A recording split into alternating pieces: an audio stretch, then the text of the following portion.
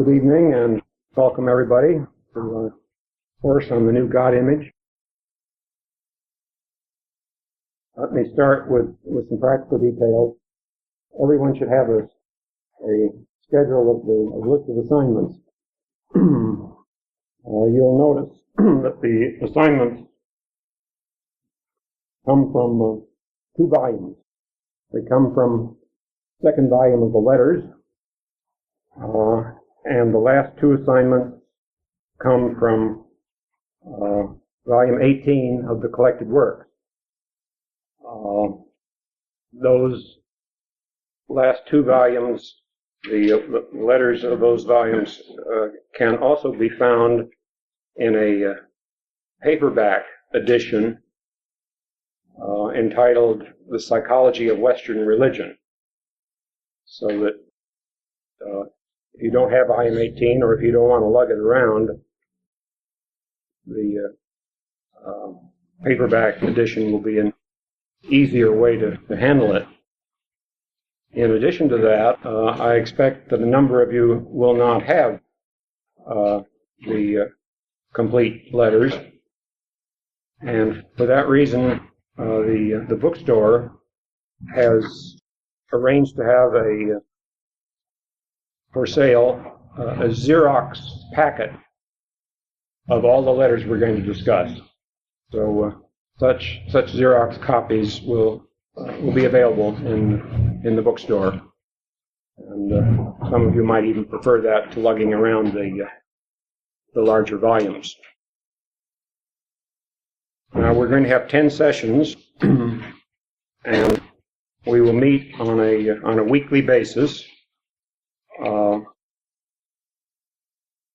up to the week of Thanksgiving. Thanksgiving comes on November 28th, but we will skip the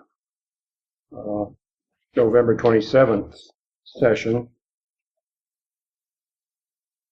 and conclude with the final session on Wednesday, December 4th. So we will run from September 25th tonight through every Wednesday through up to and including December 4th, with the exception of November 27th, which we will skip. And my procedure will be to talk for about 45 minutes and then throw things open for comments and discussion and interchange. So once again, I hope you'll help me out with that last half hour by giving a little thought between sessions as to questions and comments to bring up to nourish the discussion. We can't have a discussion unless there's some dialogue and some interchange. The title, as you all will have noticed, that I've chosen, is The New God Image. And the basic idea behind the title and behind the whole course is the idea that the Western God image has undergone a whole series of transformations in the course of evolutionary and historical development, and that we are now on the verge of another such evolutionary leap in the development of the God image, so that we're right on the verge of witnessing the birth of a new God image as a result of Jung's work. This is the idea that Jung has developed most explicitly in his book, Answer to Job. And I want to start this course with a reference to that book, namely to the very first sentence. If you leave out the introductory section, the first sentence of Answer to Job proper reads as follows. This is, and I quote, "The book of Job is a landmark in the long historical development of a divine drama." That's the first sentence of Answer to Job. The book of Job is a landmark in the long historical development of a divine drama. That's the way Hull translates it. But that translation isn't quite exactly right. Because what Hull translates as historical development is Vigeland's Vega, which I put on the board. And Vigeland's Vega doesn't have anything about history in it at all. That's a pure invention of Hull's. The word does mean development, or alternatively, evolution. So that it's a term that has a biological connotation as well as a more general connotation. So that a more accurate translation of that sentence would be, the book of Job is a landmark in the long evolutionary pathway of a divine drama. I feel it's important to emphasize this point because it points to the fact that what Jung is talking about is not just a cultural process, but it's also an evolutionary process. In other words, something that has a biological substrate. But the remarkable phrase in the sentence is the phrase divine drama. A landmark in the long evolutionary pathway of a divine drama. And one might very well wonder, what does that mean? I understand it to mean a reference to just what we're going to be talking about, the God image, and to the fact that the archetype of the God image is part of a dynamic process. It's not a static entity, but a dynamic process. That means that in the course of the evolution of the human species and or the historical cultural development of the human species, the core of the collective psyche of that species, which is the God image, is a living process that moves, that unfolds, that develops and undergoes transformations. And that transformative process is evident if one makes a historical examination of the facts of the collective psyche. Now, what we're calling the God image is a synonym for the self.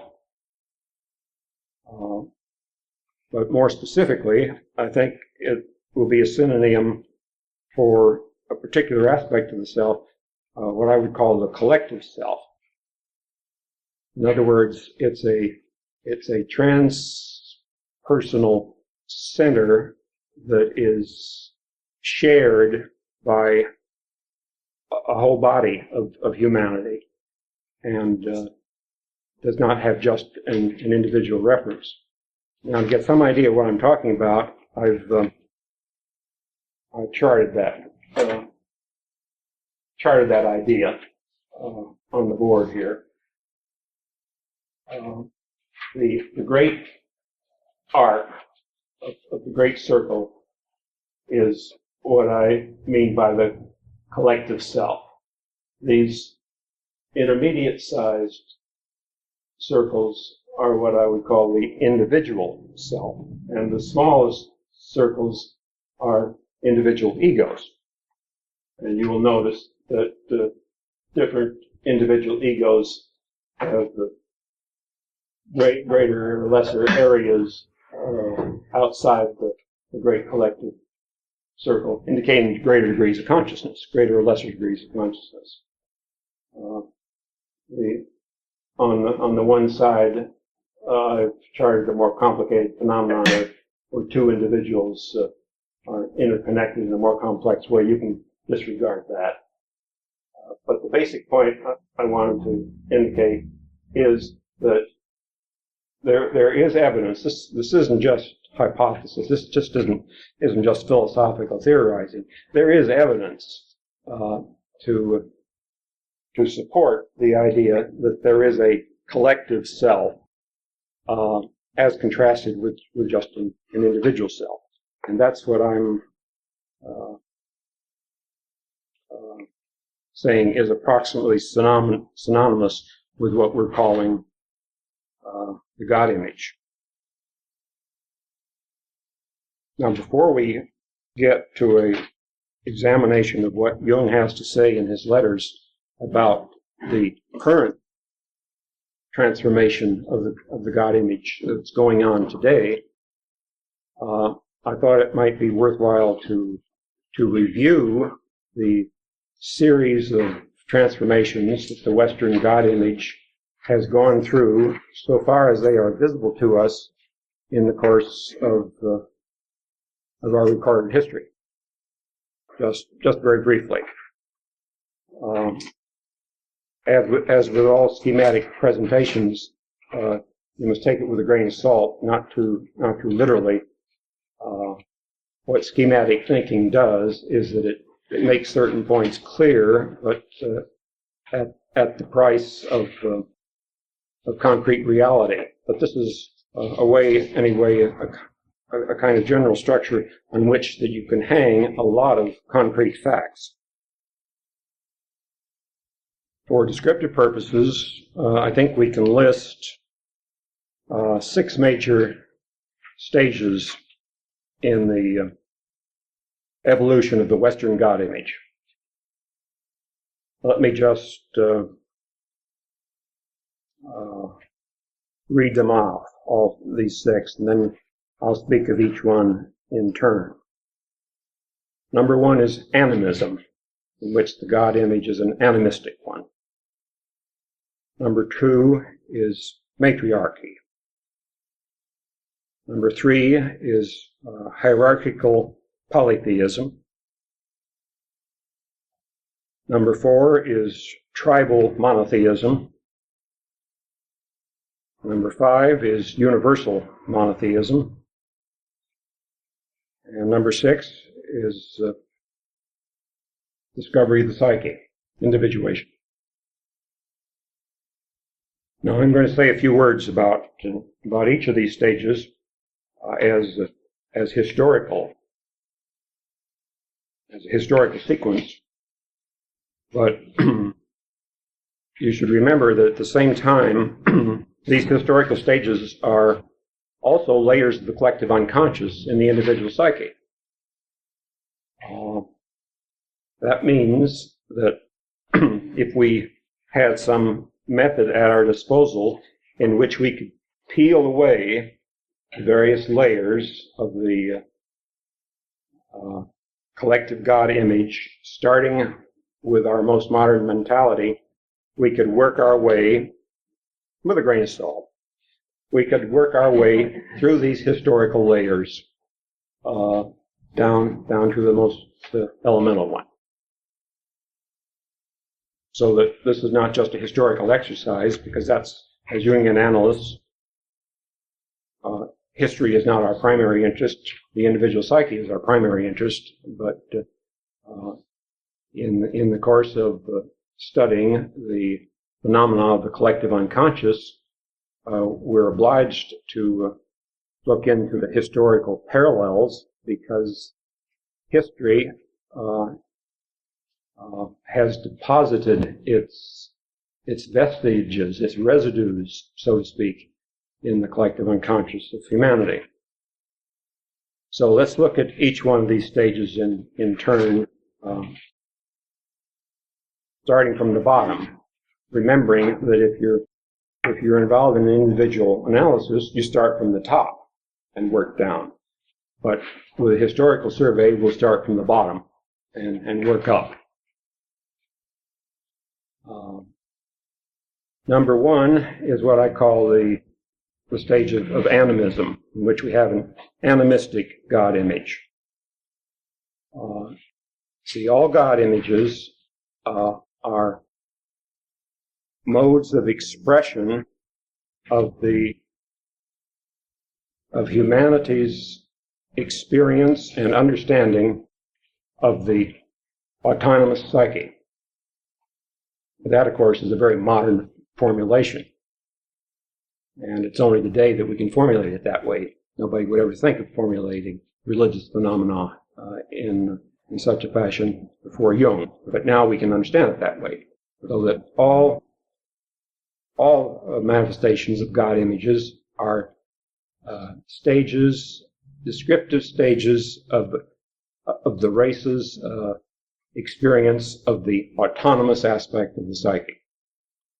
And in this initial stage of animism, the psyche, the autonomous psyche, the autonomous objective psyche is experienced in a very diffuse way.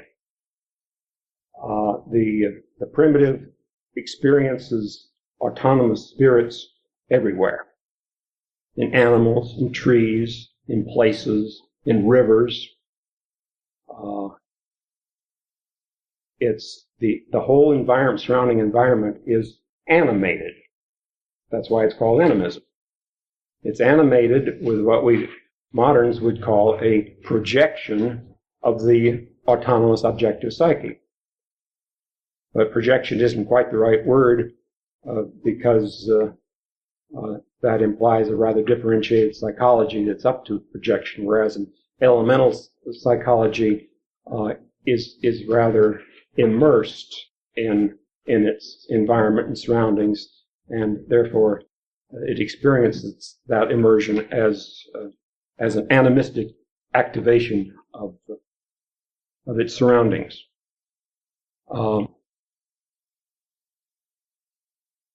The easiest way to illustrate this situation for the modern is to refer to the poets. Poets, you know, have the chance to dip into the depths and bring up more primitive formulations. Shakespeare, for instance, formulates the animistic experience in As You Like It this way. He's speaking about the Arden Woods. This our life exempt from public haunt finds tongues in trees, books in the running brooks, sermons in stones, and good in everything. That's pure animism. You get the same animistic approach in a remark that Jung makes in the late pages of his memoirs, speaking about how he's feeling in his very old age. Jung, he says, "There's much that fills me: plants, animals, clouds, day and night, and the eternal in man." And you know, when he was alone in his Bollingen retreat, he talked to his pots and pans. They were animated.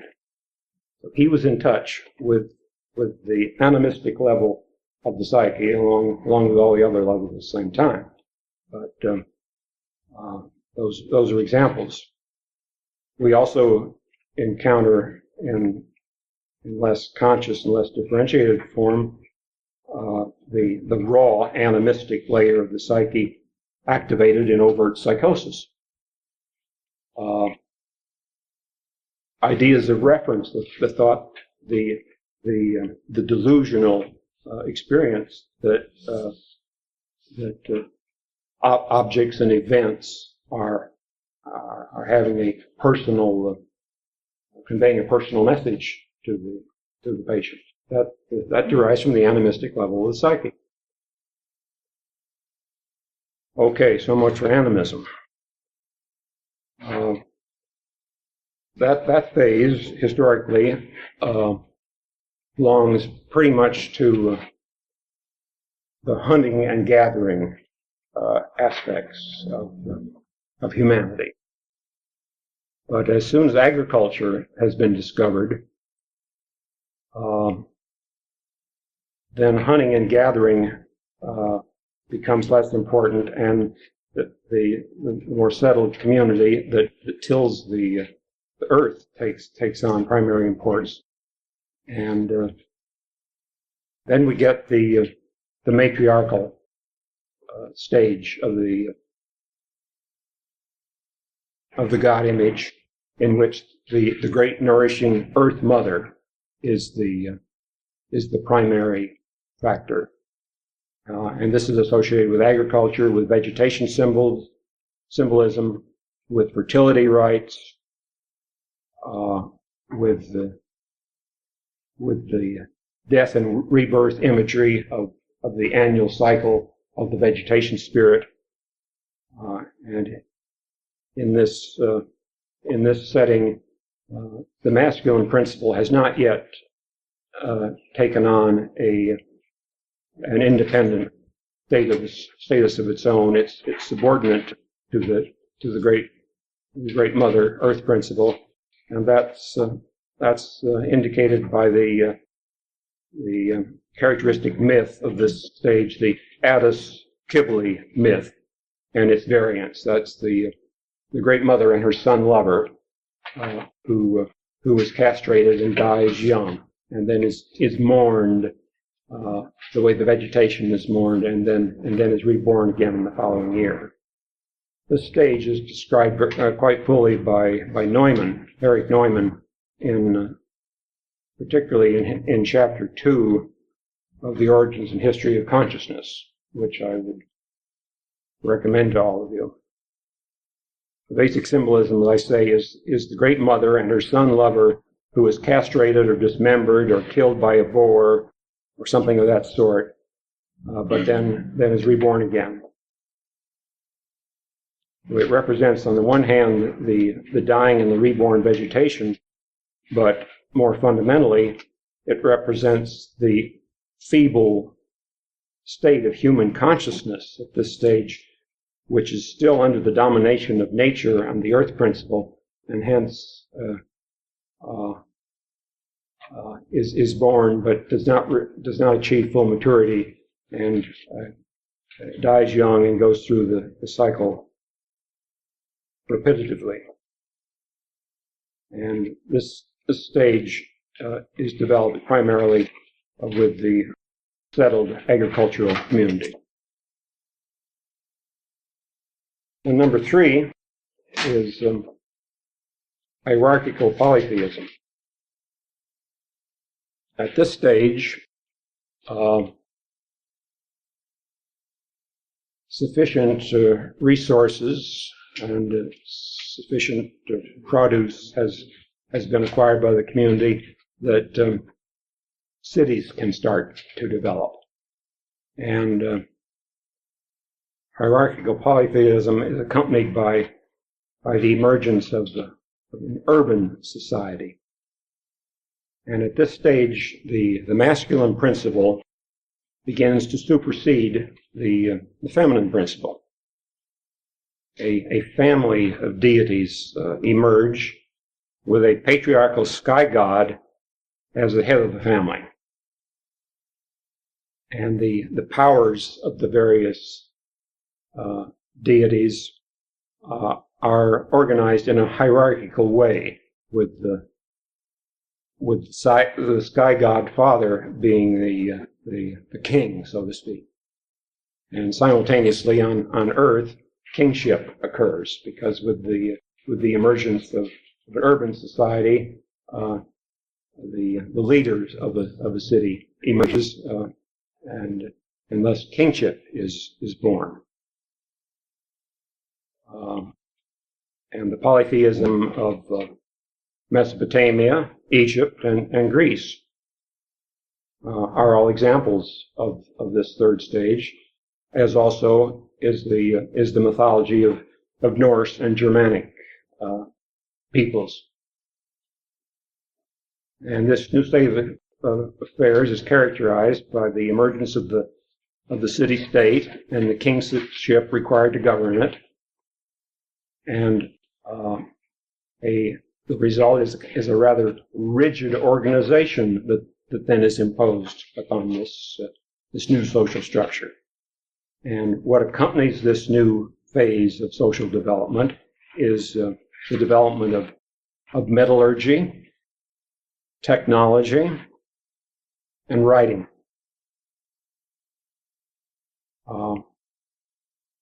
We don't have any writing up to this stage. For that reason, we don't really have any scriptures that illustrate the stage of animism or matriarch. But with hierarchical polytheism comes writing, and therefore we have scriptures that are illustrative and exemplary of the stage. For the West, I would consider that the classic scripture for hierarchical polytheism is Homer's Iliad. This particular psychology I see illustrated in the psychology of urban gangs. What we have there is hierarchical polytheism. That they have basically the same social structure as the Greeks of Homer's Iliad. Okay, number 4. Tribal monotheism. This stage was discovered or created by the ancient Hebrews. Now, the fact that I put it both ways, I think, will be significant. Discovered or created. You see, the question always arises, and the question comes up just examining this chart I put on the board.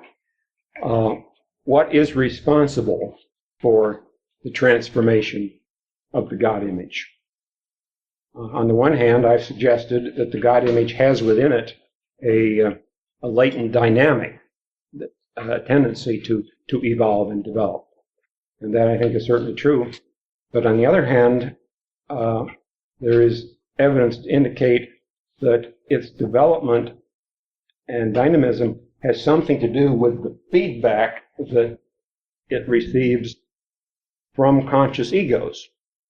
You see, so that the lines I've drawn between the individual ego and the center of the collective self in the chart are two-way streets.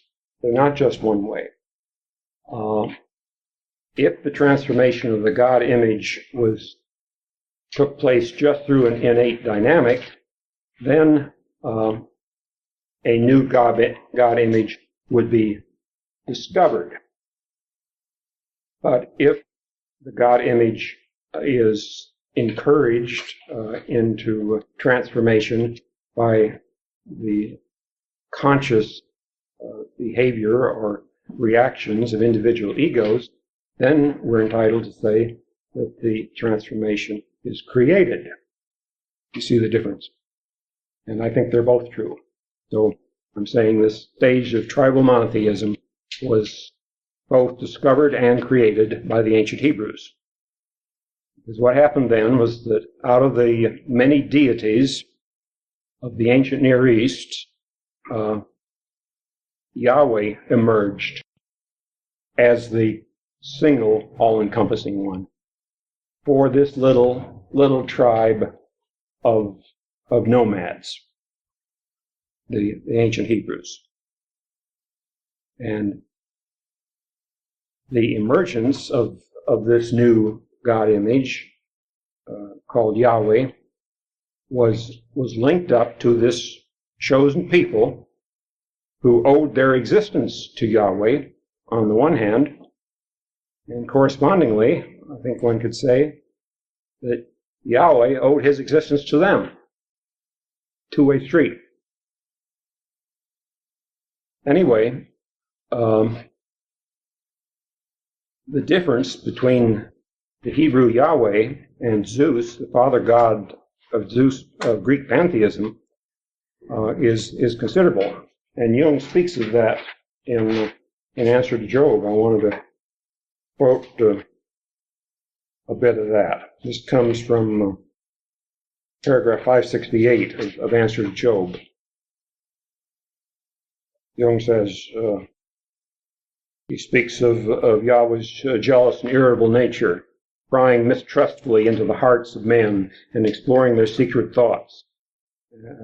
He compelled a personal relationship between himself and man, who could not help but feel personally called by him. That was the essential difference between Yahweh and the all-ruling Father Zeus, who in a benevolent and somewhat detached manner allowed the economy of the universe to roll along its accustomed courses and punished only those who were disorderly. Father Zeus was certainly a figure, but not a personality. Yahweh, on the other hand, was interested in man. Human beings were a matter of first-rate importance to him. He needed them, urgently and personally, so on. You see, Yahweh's first requirement was that he be the only God. Hear, O Israel, the Lord our God is one. Not many, but one. So that's the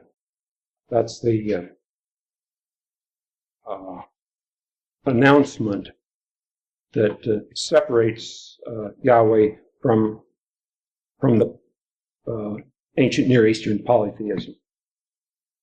But at this stage, although the one God is insisted upon, and although he is considered the creator of the universe and the governor of all, nevertheless, he has personal relations only with the chosen people, so that he's connected directly only with this small tribe of the elect. And that's why this stage can be called tribal monotheism. And even though the singleness of God is proclaimed, he doesn't control everything, because he does have enemies, both among and outside his chosen people. Many of his chosen people didn't do what he said, so they were his enemies. And then there were these outer enemies too, like the Amalekites. So all that goes to indicate that there is a latent dualism in the God image, even though the monotheism is consciously insisted upon. Then number 5, universal monotheism. With the emergence of Christianity, the tribal monotheism of ancient Israel was universalized, and it became available to the nations. One of the major features of early Christianity was that it took the promise, Yahweh's promise to the tribe Israel, and disseminated it to everybody. It stole it from the Jews, so to speak, and gave it to the Gentiles, to the gentes, the nations. And in other words, what happened was that the monotheism of one tribe becomes available to all tribes, to all gentes. And the other feature of this new God image was that it split into two. It split into two in the course of becoming all good. See, Israel's Yahweh is a father God, and Christianity's God image is a son God. However, as Jung has elaborated, Yahweh had two sons, Christ and Satan. And in order for Yahweh to turn into the all-good Christian son, he had to split off the all-bad Satan son, who nevertheless remained lurking around to be dealt with sooner or later.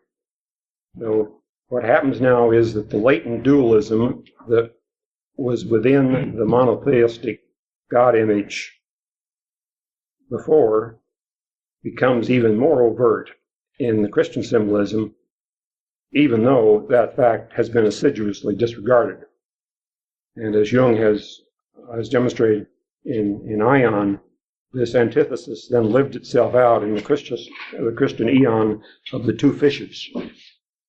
So that in the first half of the eon, it was under the aegis of Christ, the first fish, and then in the second half of the eon, under the aegis of Satan, the second fish. Another feature of this transformation of God image from tribal monotheism to universal monotheism, the beginning of our era, is what might be called the Marcion problem. You know, since we are living in the time of a new transformation of the God image, currently, it's very instructive for us to look back 2,000 years and examine the phenomena of what happened the last time that there was a major transformation. And Marcion is a good example of one problem. He lived from about 90 to 160 A.D. He was a Christian heretic, and he maintained that the God of love revealed by Christ had nothing to do with Yahweh, the God of law. According to Marcion, they were totally separate deities. And for that reason, he rejected the whole Old Testament. And a good bit of the New Testament, too. He had only certain select items. But according to Marcion, Yahweh was the just God, Christian God was the good God. Now, the emerging church rejected that heresy. But if Marcion had prevailed, there would have been no continuity. There would have been a total split in the historical sequence. So that what we would witness would not be a progressive evolution of the God image that keeps the psyche connected to its roots, but instead there would be a dissociation from its source. And Jung has something to say about that. In paragraph 521 of Mysterium Conjunctionis, he says, any renewal not deeply rooted in the best spiritual tradition is ephemeral. Any renewal not deeply rooted in the best spiritual tradition is ephemeral. But the dominant that grows from historical roots acts like a living being within the ego-bound man. He does not possess it, it possesses him. So you can see that issue will be relevant to modern man also.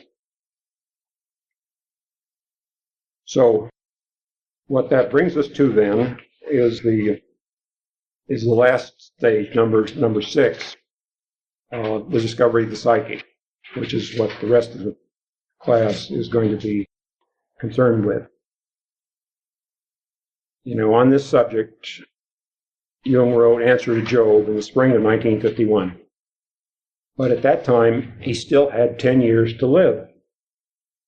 And the whole second volume of his letters, from 1951 to 1961, derives from that last 10 years. And in that volume, there's a whole series of remarkable letters concerning the nature of the God image and the transformation it's undergoing for modern man.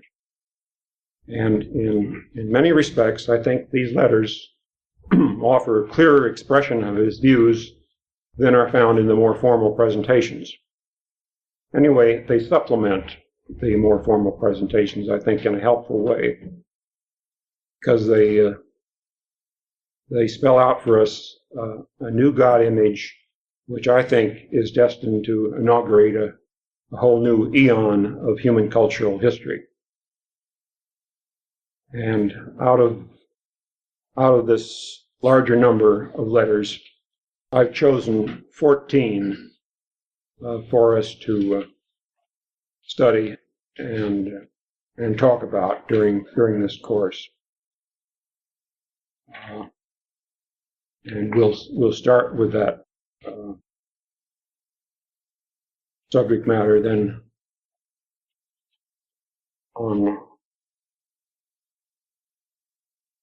next week. Well, that concludes what I want to say in my early presentation. And I'd like to hear what kind of initial reactions you may have to this subject matter. Mm-hmm. Does the presentation of this stages translate to stages of individual ego development in any way? And maybe adding a self-question is there a place when one can speak of individuation for an individual then, and a place where one doesn't speak of individuation? Would we not use individuation for a child whose ego is perhaps still in an animistic stage?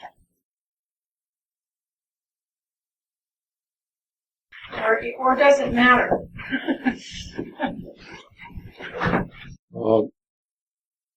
I think you bring up some interesting questions.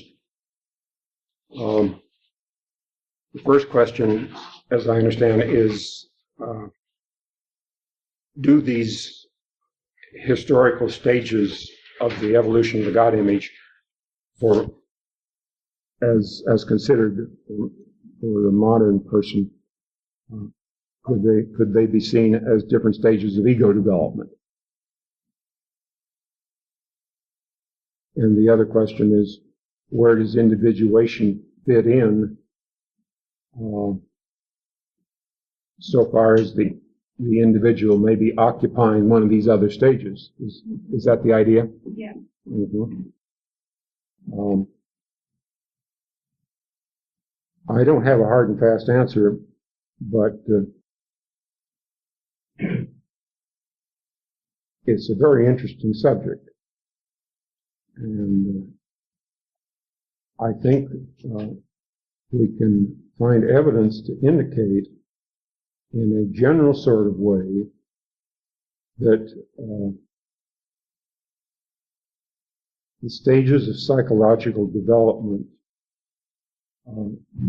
do tend to go through these various historical stations. There's a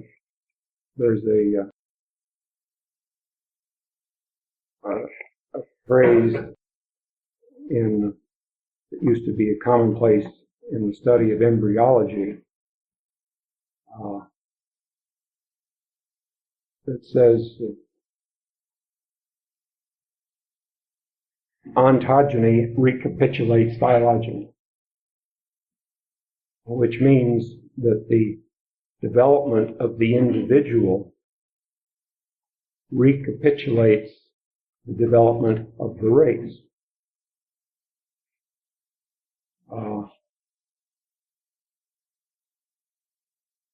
In the young human embryo, about a month and a half or 2 months, has gill slits. It's got some of the same anatomical structures that a fish has, you see. So the human embryo goes through approximately. It's got vestiges of its evolutionary development that it repeats in the course of its own embryological development.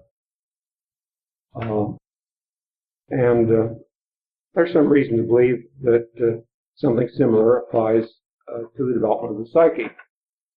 It's a little harder to examine it but and you can't get quite as clear cut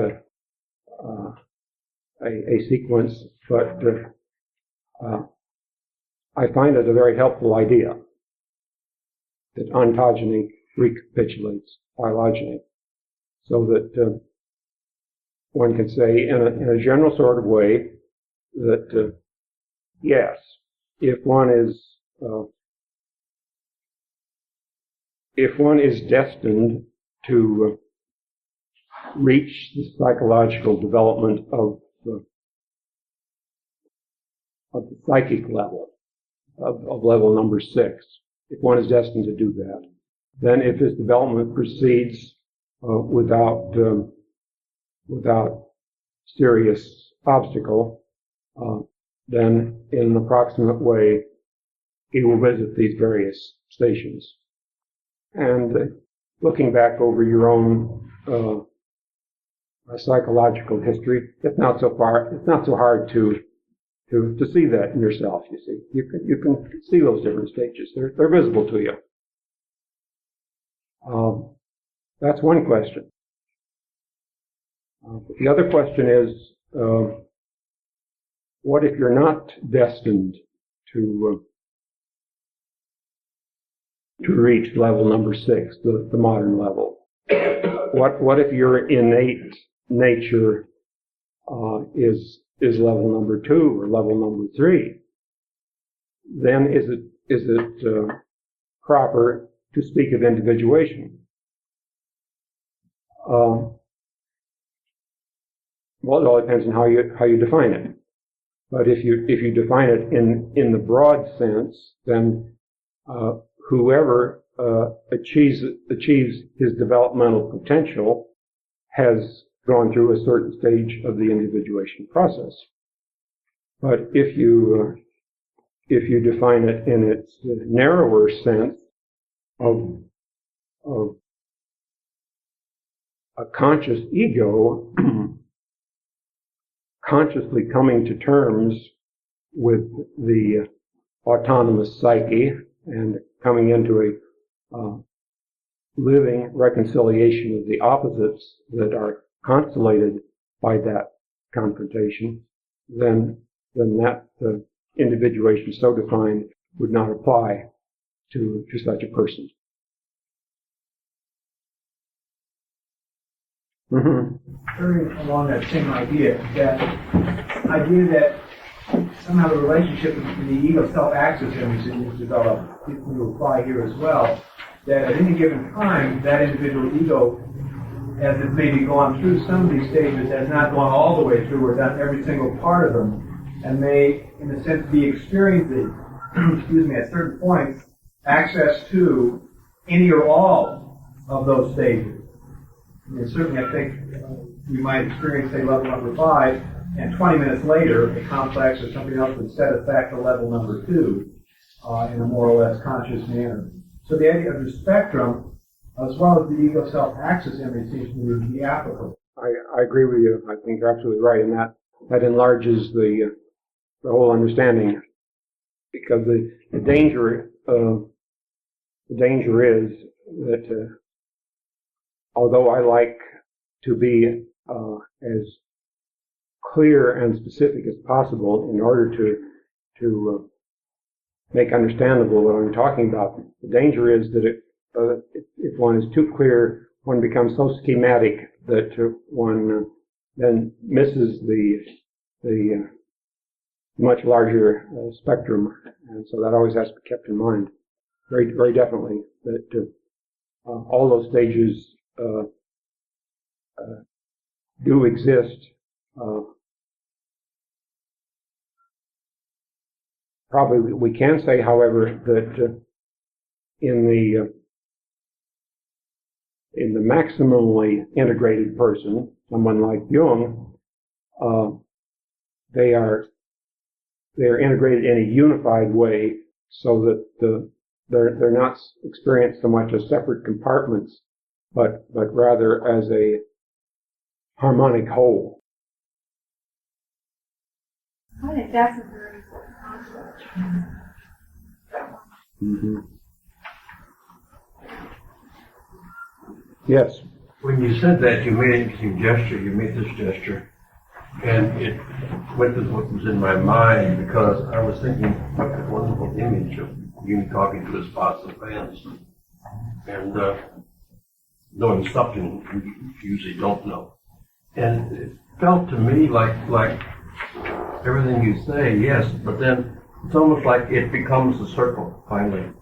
That and I'm anticipating probably the next 9 weeks, but it seems like maybe it's like that line in T.S. Eliot where the goal is to get back to the place where we started from and to know it for the first time. It's like that oneness of animism is somehow ultimately the same as the oneness, the vision of the mystic, the unitive consciousness. So in a way, the whole thing kind of makes a circle, isn't it? Mm-hmm.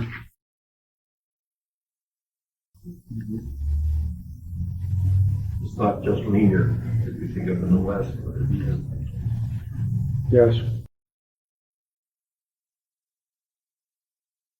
Mm-hmm. So the analytic experience at its best would be a conscious free living of those stages for re-experiencing. Yes, one can expect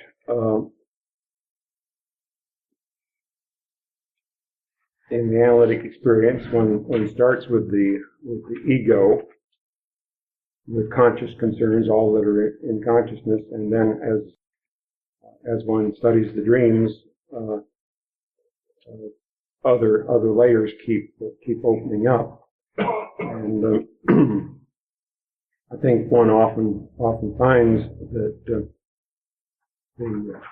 dream imagery will be relevant to these various stages, and so it's helpful to be familiar with them because it helps to orient you as to the nature of the symbolism that the given dream is talking about.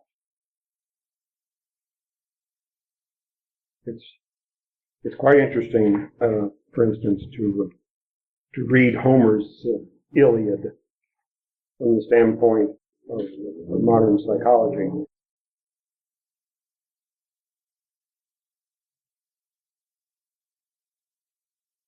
A good bit of the Iliad is made up of battle scenes.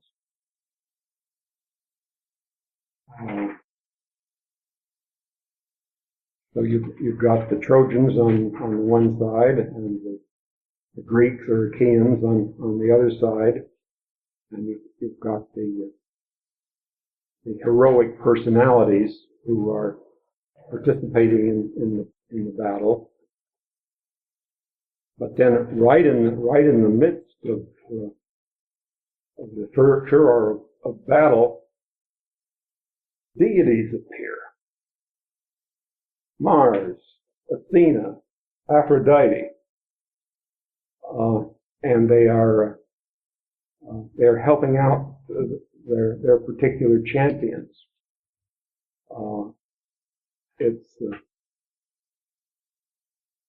an astonishing thing to read from a modern standpoint because it's evident that what the level of experience that text refers to indicates a kind of psychological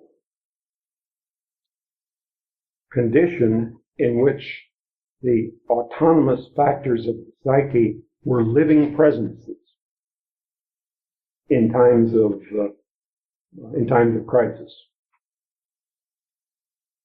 So that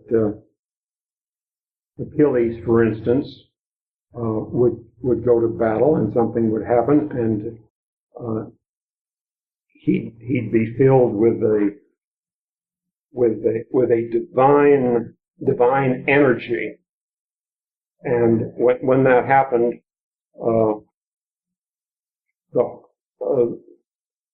a pathway would just open up. The Trojans, none would dare confront him. They just flee in front of him. You see, just one person who was filled with this divine. What was the phrase that was used? Furor bellicus.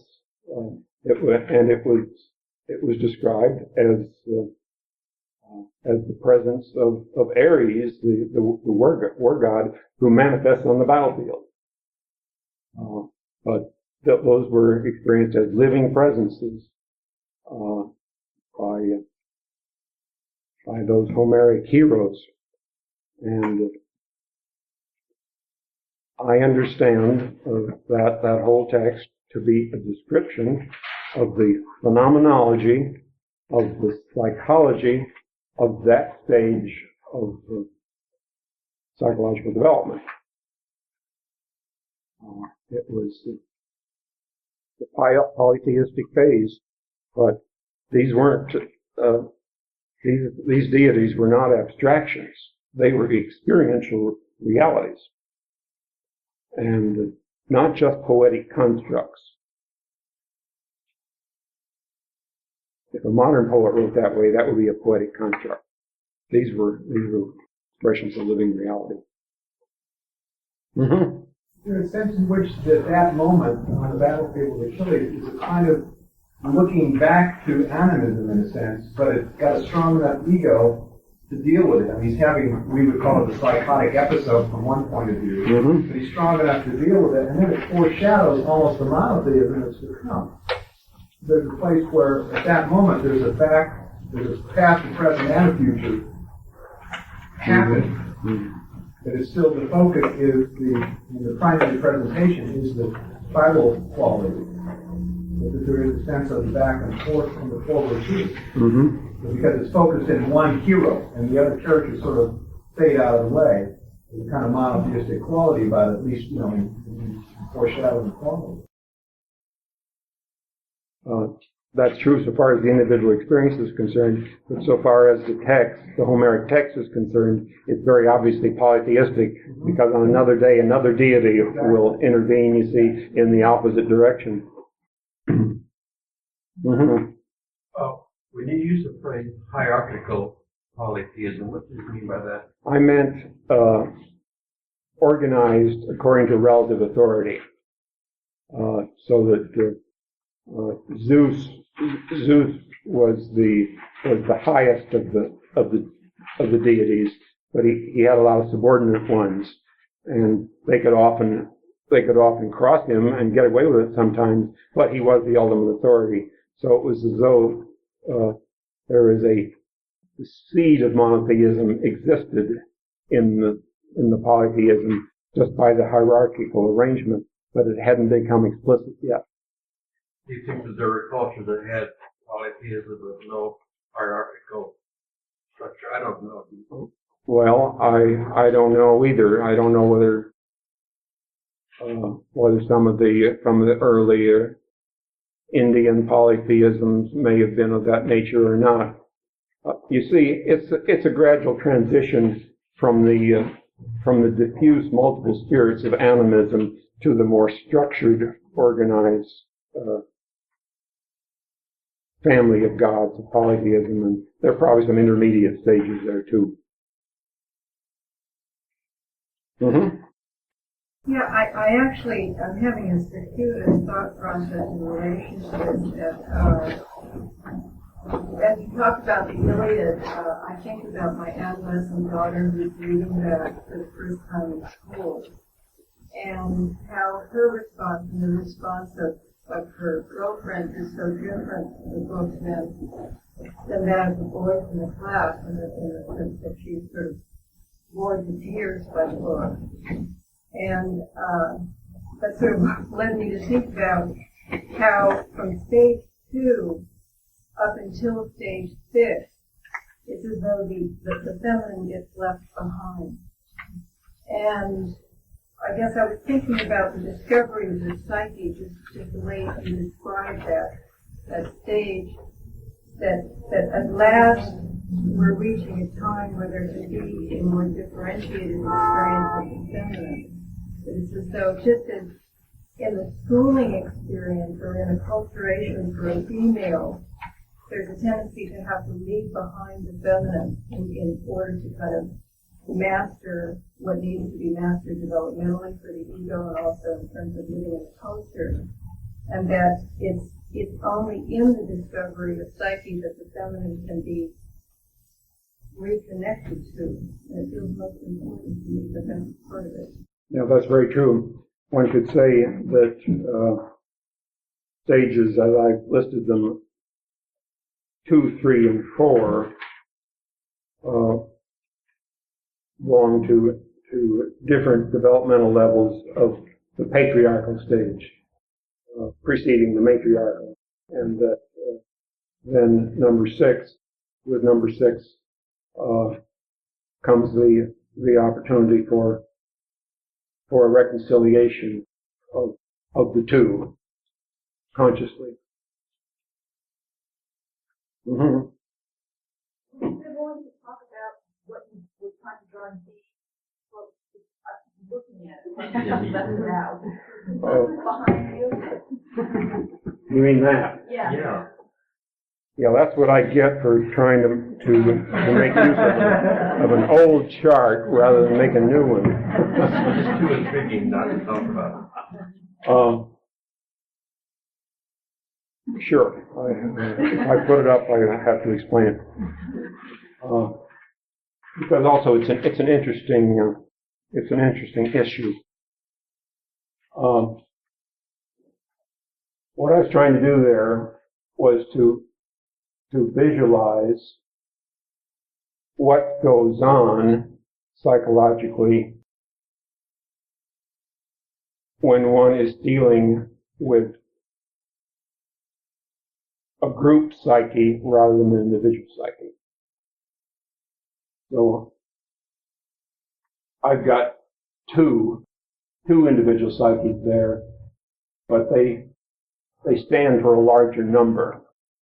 I was thinking more in terms of a group, because you see this, it happens so often that the connection between the individual psyche, the center of the individual psyche, and the center of the collective self, it happens so often that that connection is mediated by a group identification. A religion, a nationality, a party, a faction, whatever. And I was trying to diagram how that might look if it was in terms of a group rather than in terms of an individual. Like most relationships, I know. Very true. Very true. Mm-hmm. Do you have a sense that the God image evolves in other cultures, non-Western cultures as well? Similarly reflects evolution psychologically. I certainly assume so. I'm confining myself to the Western God image because I'm not knowledgeable enough in any other field. Yes, I realize you're lecturing on those. It's certainly my impression that there's been a great deal of differentiation that took place as Buddhism grew out of Hinduism. But I'm not knowledgeable enough about that to say very much. Mm-hmm. These stages, are these yours or did you? No, they're just mine. Yours. No, they don't have any higher authority than that. Well, that's fine.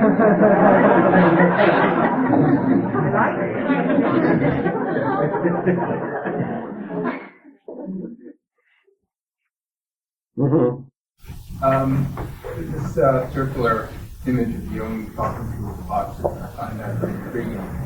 And I wonder if today we find some kind of a re-emergence of shamanism, contemporary kind of animism, but a lot of it seems to be very sophisticated and seems to have the individuation of the psyche as part of it. I think of That's one top example Carlos Castaneda's writing. So it seems as if the new God image is almost, for some people, going back to an animism where the two are happening at the same time. And I wonder what your thoughts were about that kind of development. Well, I'm glad you brought up the term shamanism because that does apply chiefly to animistic societies. But I don't think it's quite appropriate to speak of modern shamanism because it confuses two very different levels. You mentioned Carlos Castaneda. He's a peculiar phenomenon.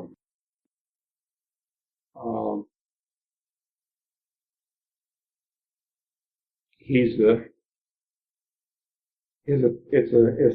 a bastard approach. It's not a psychologically clean approach. It's got certain regressive elements to more primitive, to earlier modes of functioning, but they're mixed up with modern formulations in a way that I find psychologically dubious. But you're quite right that there's an animistic dimension to what he has to present. But one's never quite certain what he's presenting, whether it's fact or fiction or a mixture of the two. You don't quite know, and that gives it a dubious feeling, so far as I'm concerned, psychologically dubious.